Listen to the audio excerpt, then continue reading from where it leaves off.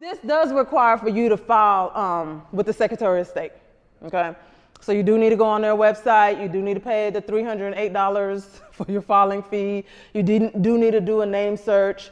And then that's where you get your certificate of formation, you get your EIN, you get your operating agreement. This is it. I have a question. Yes, ma'am. If I started out as a DBA Mm-hmm. and then turned to an LLC, Mm-hmm. what are my liabilities? Do I have to do both of them, or can I just choose to just step under the LLC? So now that you've transferred from, that's a good question, thank you. Now that you've transferred from a DBA to an LLC, now we're just an LLC. But what you do need to do, and a lot of people don't realize, is that EIN does not transfer. The EIN is associated initially with that DBA. When you change entities, you need a new EIN.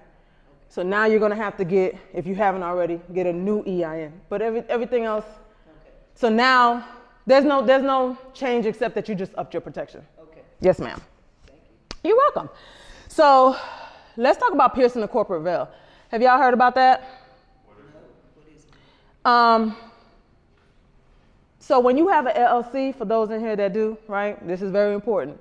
Piercing the corporate veil means that if you don't follow the LLC rules, then that protection that you filed, that you inherently get with an LLC is no longer applicable to you because you pierced the corporate veil. So what this means is you cannot commingle funds, meaning I have a business in construction, right? I'm doing demolition, right? And these people are paying me $10,000 to, do demolition on this commercial property, right?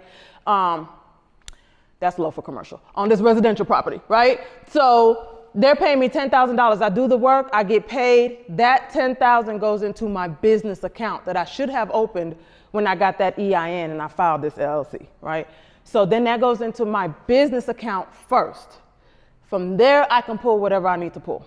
There's no requirement of how much money you need to have in your business account, but there is a requirement that it needs to hit that business account first. Because if it's hitting your personal account that you do everything else out of, now you have commingled your funds, and now if you get sued, the court can come after your personal assets.